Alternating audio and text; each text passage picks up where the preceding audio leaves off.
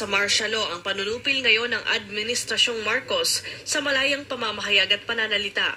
Ito ang nakikita ni dating Presidential Spokesperson Attorney Harry Roque kasunod ng matinding panggigipit at paghadlang sa maisog Defend the Flag Peace Rally sa Bustos, Bulacan nitong Abril 28. Undeclared martial law umano ang ginagawa ng administrasyon. Dahil wala pang deklarasyon ng martial law ay sinusupil na ang malayang pamamahayag at karapatan ng taong bayan sa pagsasagawa ng mapayapang rally.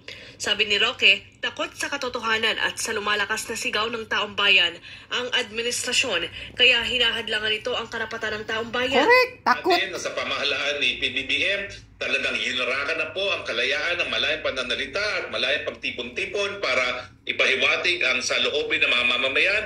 Ito po ay undeclared martial law.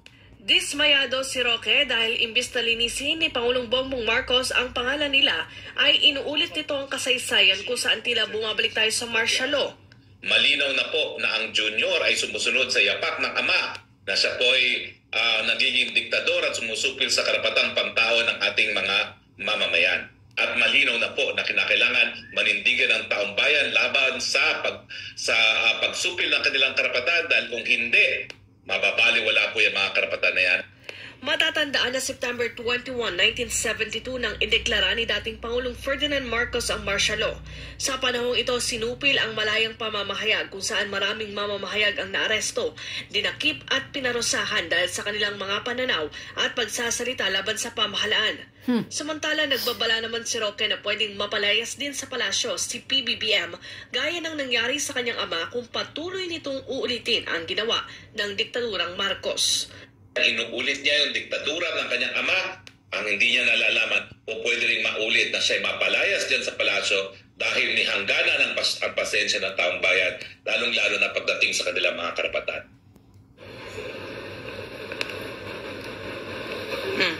O karapatan na pumayag o hindi sa rally. Ang karapatan nyo lang ay sabihin kung saan yung lugar, yung oras at saka yung manner ng pagtitipon. Pero ang rally permit ay nasa saligang batas. Kaya kung wala kayong dahilan para hindi magbigay ng rally permit, ang sabi sa IBP versus City of Mayor Manila, within 7 days, pag hindi nyo inaktuhan yan, deemed approved.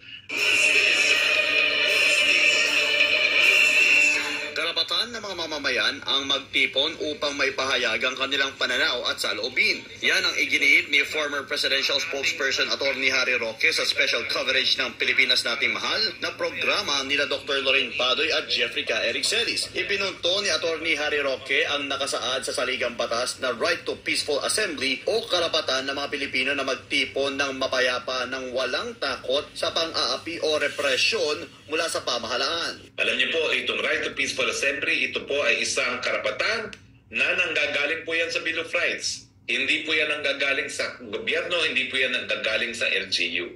Inihalimbawa ni Atty. Harry Roque ang Primicias versus Fugoso case at ang rally na ginawa ng dating presidential spokesman kasama ang isang grupo sa Menjola noon. Lumang-lumang kaso na po, Primicias versus Fugoso, hindi po galing sa LGU ang permit para mag-rally. Ang aming permit po ay galing sa saligang batas. Ang lamang ng LGU ay yung time, place, and manner ng kanyang pagrarally. No? At alam niyo ba ho, nung panahon ni PGMA, tayo pa po ang nagpunta sa Korte Suprema nang pinagbawal po mag-rally dyan sa Misan Beda na malapit sa Malacanang. Sabi ng Korte Suprema, no? Inulit yung Primicias versus Fugoso na hindi ang lokal na pamahalaan na nagbibigay ng approval para mag-rally. Sila ay time, place, and manner lamang. At kapag ang lokal na pamahalaan na hindi nag-approve ng rally permit ng walang dahilan, bukod sa clear and present danger, deemed approved yan. Yun, alam pa yan dahil ang ginawa ko po ay talagang nag-rally kami ng walang permit dahil ay magbigay ng permit. Ang sabi ko sa mga estudyante ko, mag-Sunday best kayo, magpaka-social kayo doon nang hindi tayo maging clear and present danger dahil mga socialista yung mga nagra-rally doon. Sabi na ating Korte Suprema, ang ating mga kalye ay talagang held in trust para sa mga mamamayan para magtipon-tipon, hindi talaga yan para sa mga sasakyan. Yan ay para sa mga mamamayan, magtipon-tipon at ipahayagan sa loobin nila na napaka-importante sa isang demokrasya.